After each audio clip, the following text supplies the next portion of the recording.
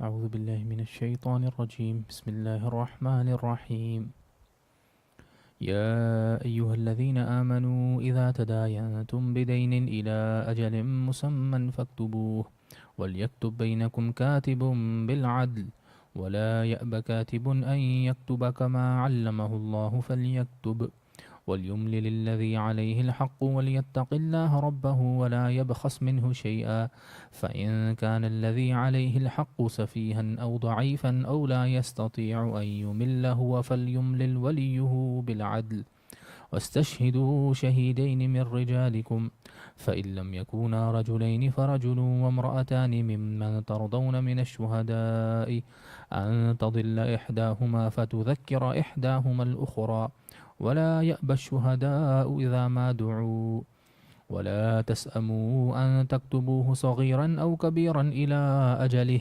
ذلكم أقسط عند الله وأقوم للشهادة وأدنى ألا ترتابوا إلا أن تكون تجارة حاضرة تديرونها بينكم فليس عليكم جناح ألا تكتبوها وأشهدوا إذا تبايعتم ولا يضار كاتب ولا شهيد وإن تفعلوا فإنه فسوق بكم واتقوا الله ويعلمكم الله والله بكل شيء عليم صدق الله العلي العظيم رب اشرح لي صدري ويسر لي أمري واحلل عقدة من لساني يفقهوا قولي آمين رب العالمين أما بعد. Inshallah, continuing on with our Tafseer of Surah Al-Baqarah, ayat number 282 inshallah and ayat number 283 we'll cover today. Ayat number 282 of Surah Al-Baqarah is the longest ayah of the Quran. It's about a page long. And this ayah is about Allah Azza wa Jal teaching us that how we should document everything that relates to our finances. If we plan to loan some money to another person, we're planning a big purchase, whatever it is, we document every single thing. That is what this ayah is about, the longest ayah of the Quran, about a page long.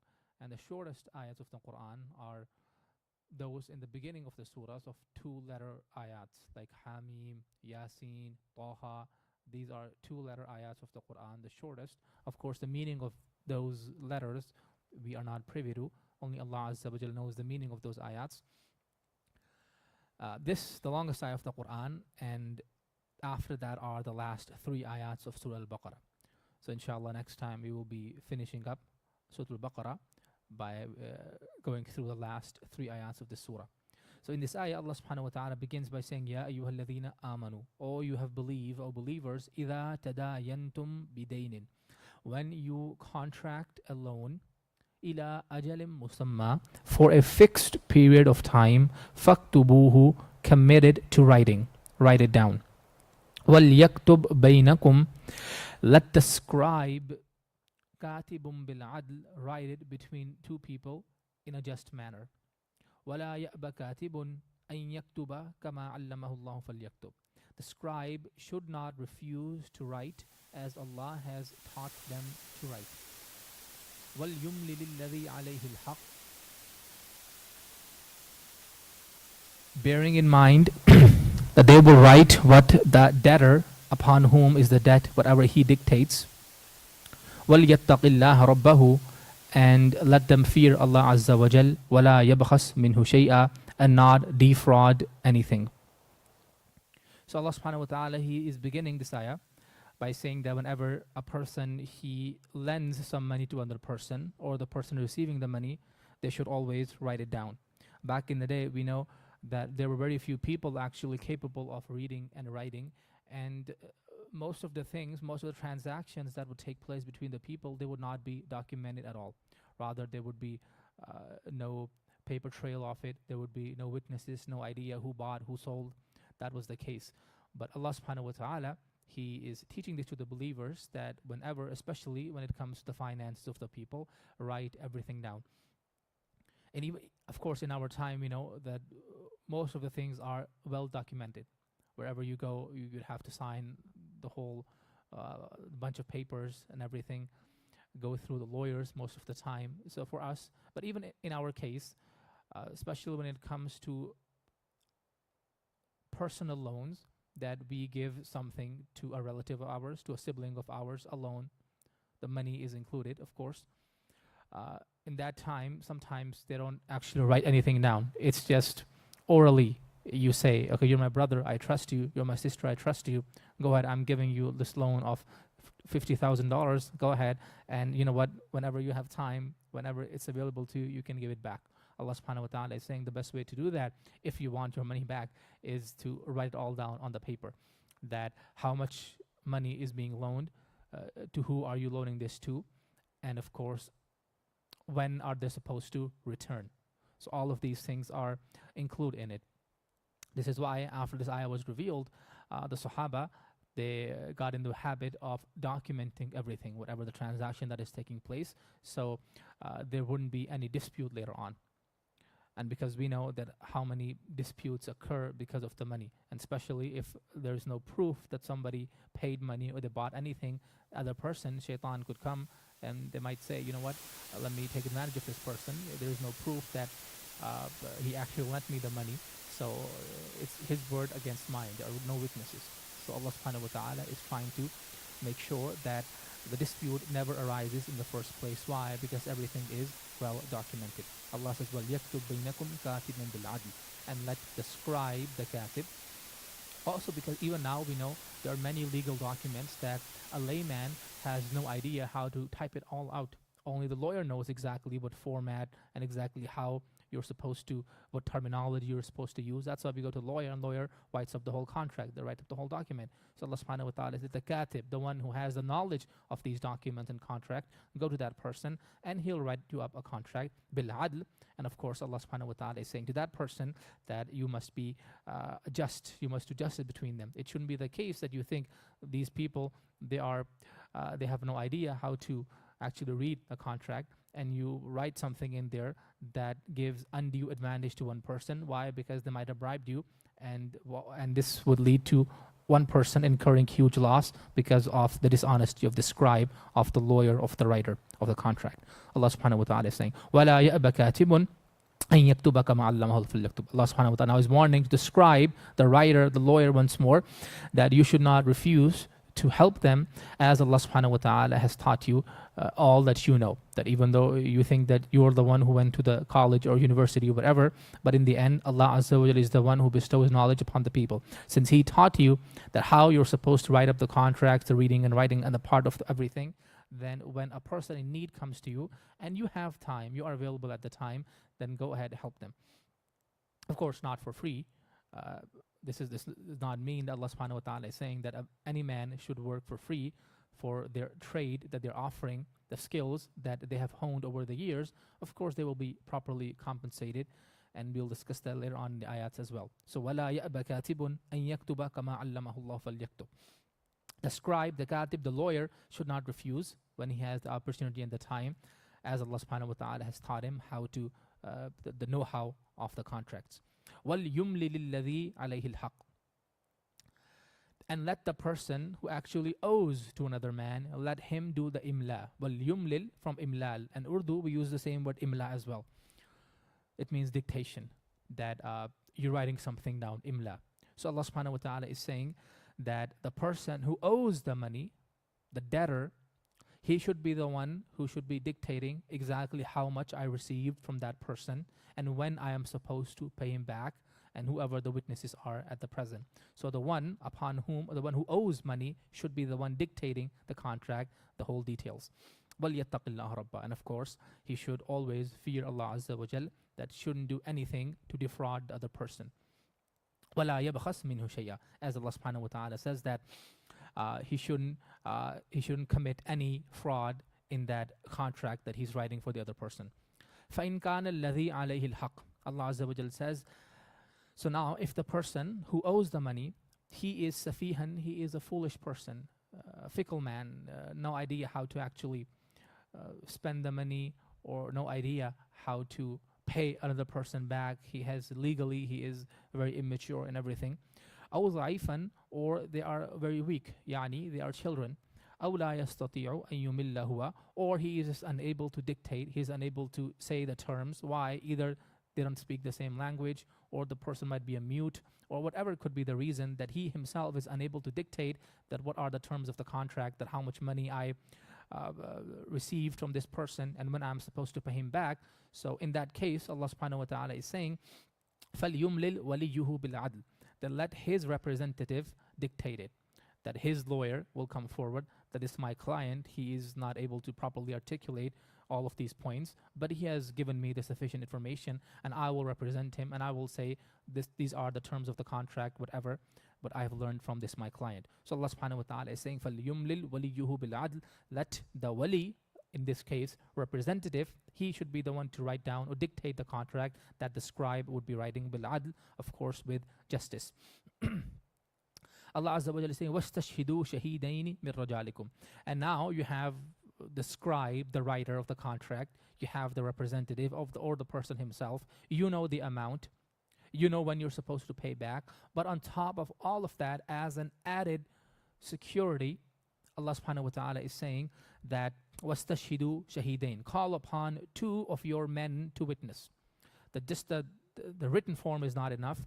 You actually have two people that are witness over that. وَاسْتَشْهِدُوا شَهِيدَيْنِ مِنْ رِجَالِكُمْ, two men. Allah subhanahu wa ta'ala says, فَإِن لَمْ يَكُونَا رَجُلَيْنِ فَرَجُلٌ وَمَرْأَتَانِ. And if two men, two honest men cannot be found, then one man and two women will suffice. And this is how we learn that normally in Sharia, wherever the legal matters are concerned, two men will be called for witness. This is the normal way. But if, for some reason, two men cannot be the witness of anything, only one man is available, then one man and two women can suffice. This also tells us that if there is no man available, that it doesn't matter if you have 2 or 4 women, that will not work in the Sharia. So you have to have at least one man, and then you can have 2 women, or you can have two men. And this part of this ayah is something that the feminist women, they cannot swallow this ayah. But why? Because Allah subhanahu wa ta'ala is very clearly saying that the testimony of one man on one side, and you have to have 2 women on the other side, that the shahada, the testimony of both of them are not equal in the eyes of Allah subhanahu wa ta'ala. And of course, ulama, they have written that this is what Prophet sallallahu alaihi wasallam, he meant. The women, they are incomplete in certain ways, and one of that was this, that Allah subhanahu wa ta'ala has made it that the testimony of one man is equal to 2 women on the other side. It cannot be the same. And sometimes they try to do different tafseer of this verse, and especially if you go online and you have no idea what book of tafseer you're reading, it's not credible. It's just a bunch of random people that they have written it, and you come to this verse and you see the tafsir that they have written, and you'd say how exactly they arrived at that conclusion. And they have written some of the really right out of your mind the tafsir of this verse of the Quran. They have said, you know what, actually the ulama have said that this was back in 1500 years ago. In our times, since women, they too go into finances and they too are business women, so it's fine if it is one woman, her testimony would be equal to one man. Why? Because back in the day, the women were not into business. They didn't know how to run any sort of business, and they were dependent upon men at the time. So this ayah is referring to the time of Prophet ﷺ. In our times, the women themselves are very much knowledgeable and educated regarding this. So the testimony of one woman is equal to one man. Well, that directly goes against the nas of the Quran. The Quran has told us that either you have 2 men or you have 1 man and 2 women. There is no, as we say, agar magar. There is no but or whatever in that case. And then Allah Azza wa Jal even gives the reason that why it is the 2 women are required if another man cannot be found. He says, أَن تَظِلَّ إِحْدَاهُمَا فَتُذَكِّرَ إِحْدَاهُمَا الْأُخْرَى. That is that if one of them forgets, then another can remind her. if of the two women one forgets the details about it, exactly how much money or when they were supposed to return, another as a backup could come and remind her. This is the reasoning Allah subhanahu wa ta'ala gives. Now, however, I have to add this as well. This does not mean that any act of worship that a woman does is worth half what a man would do. This is not the case. Rather, if a woman prays her 5 times a day, she would get the same reward as a man who prays 5 times a day. If a woman gives in zakah, she'd get the same reward as a man who gives in zakah. So in matters of worships, in matters of ibadat, if both are doing the same amount of worship, the only way one is going to be superior to other is with taqwa. That whoever has more taqwa whenever they do any good deed, that who has more sincerity of intention, only that would be the reason that Allah subhanahu wa ta'ala might reward one or the other. The gender in that case has no meaning. But when it comes to the matters of this dunya, that is the qanun, the law of Allah subhanahu wa ta'ala is such that either you have 2 men or you have at least 1 man available, and on the other hand you might have 2 women.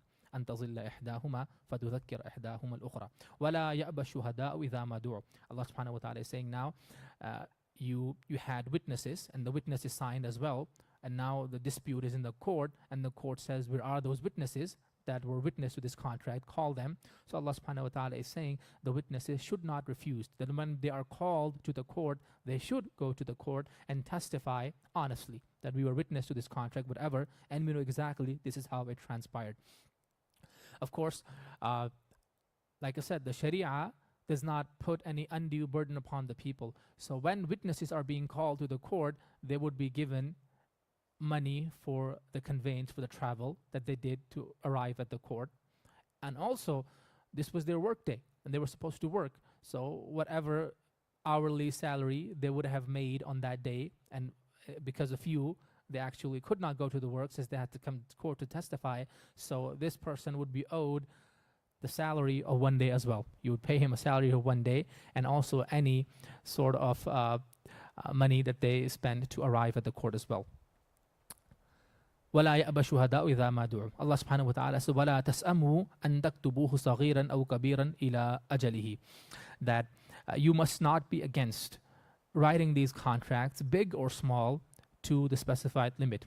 For example, a person could say that I have to deal with so many of these contracts, this is my job, and you know what, in some of these transactions, I could just let go, not write them down, not document it. Allah subhanahu wa ta'ala is saying, even though it might seem like it's a tough job, that you have to do a lot of work, a lot of writing to document everything, but do so. This is the command of Allah subhanahu wa ta'ala. Allah provides 3 reasons for that, 3 benefits that people will get. First of all, ذَلِكُمْ أَقْسَطُ عِنْدَ اللَّهِ.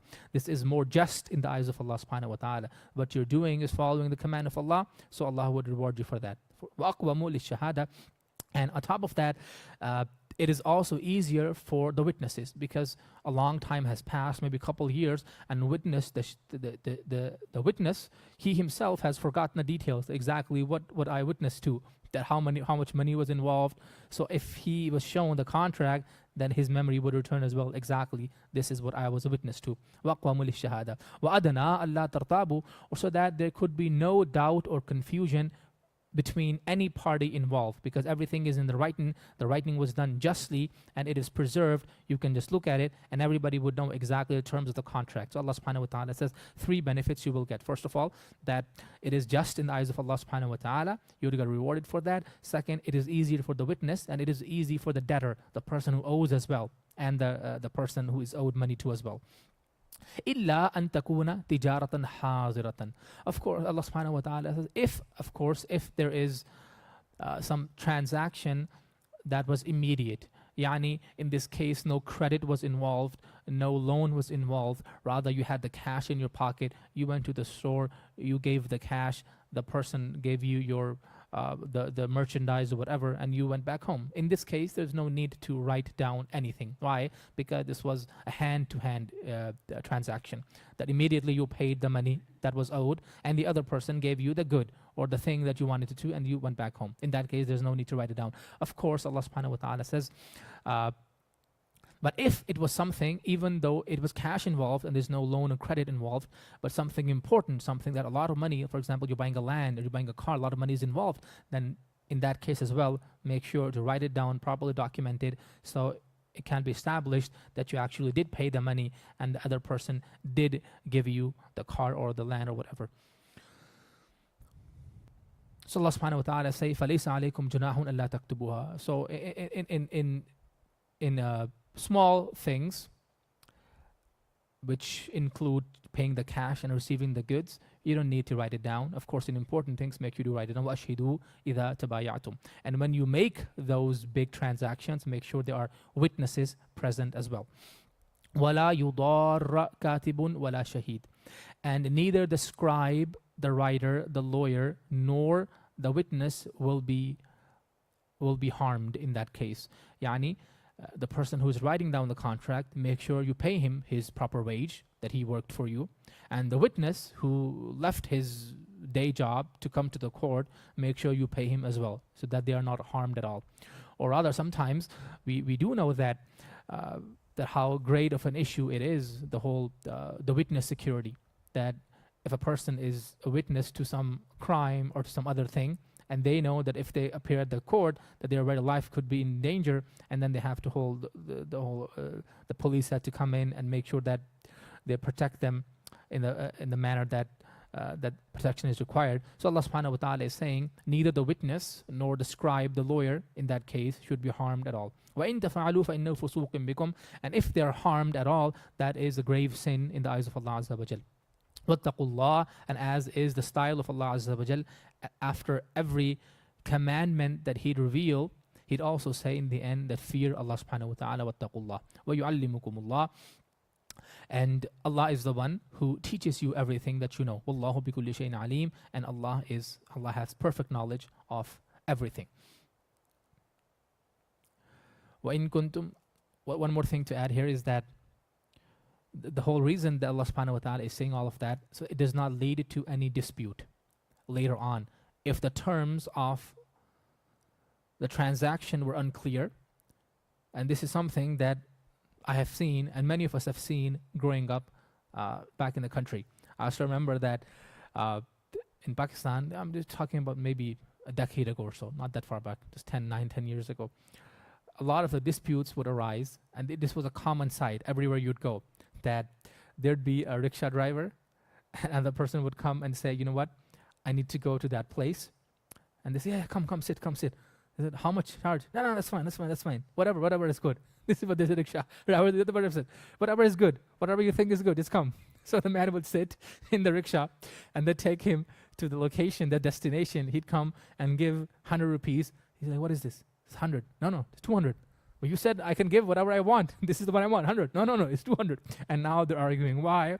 It was not, in the beginning, it was not made clear that exactly how much money would be given. So now they're just arguing with each other. No, I will give you 100 because you said I can give whatever you want. But I think 100 is fair. He said, no, 100 is not fair. You have to give 200. So to save yourself from all of that, Allah subhanahu wa ta'ala says, inshallah, one last ayah to conclude this whole the topic. Allah subhanahu wa ta'ala says, وَإِن كُنْتُمْ عَلَى سَفَرٍ. But if you are on a journey, وَلَمْ تَجِدُوا كَاتِبًا, and a scribe or a writer or lawyer cannot be found, فَرِهَانٌ مَقْبُوضَةٌ, then a security can be taken. This is the masala of rahan as well. Meaning that two people are having this contract. One is loaning money to another person, but there is no scribe that he can build up a contract that they can sign. There are no witnesses present as well. So in that case, Allah subhanahu wa ta'ala said the one who is loaning the money, he could ask something as rahan, as security. You know what, that you have this motorcycle, you know what, why don't you give it to me, and when you return this money back to me, you can have this motorcycle. That's fine. Or you're wearing a very expensive watch. Why don't you give me that watch and I'll loan you some money, and when you return me that money, you can have this watch. So in the case of rahan, in the case of this security, the person who is receiving it, of course, he cannot utilize it. He cannot use it. So if it's a motorcycle, he cannot be driving that anywhere. Why? Because it's not his to drive. That says there is security. The moment the other person returns you back your money, the rahan, the deposit, the security, will be given back. فَإِنْ أَمِنَ بَعْضُكُمْ بَعْضًا فَلْيُؤَدِّ الَّذِي اؤْتُمِنَ أَمَانَتَهُ وَلْيَتَّقِ اللَّهَ رَبَّهُ. Allah subhanahu wa ta'ala says, if you trust one another, then there is no need for a security, but the debtor should honor this trust by repaying the debt. For example, in that case, the people are very close together. They're friends. They know the other person is not going to run away. I know his whole family. I know where he lives and everything. So in that case, he doesn't need, there's no requirement that something as a deposit be given. You know what you said, I trust you. So Allah subhanahu wa ta'ala is saying in the end, but of course, وَلْيَتَّقِ اللَّهَ رَبَّهُ. But both should fear Allah Azza wa Jal. وَلَا تَكْتُمُ الشَّهَادَةَ وَمَنْ يَكْتُمْهَا فَإِنَّهُ آثِمٌ قَلْبُهُ. And do not conceal the testimony, for whoever conceals it, their hearts are indeed sinful. Of course, this applies to any situation.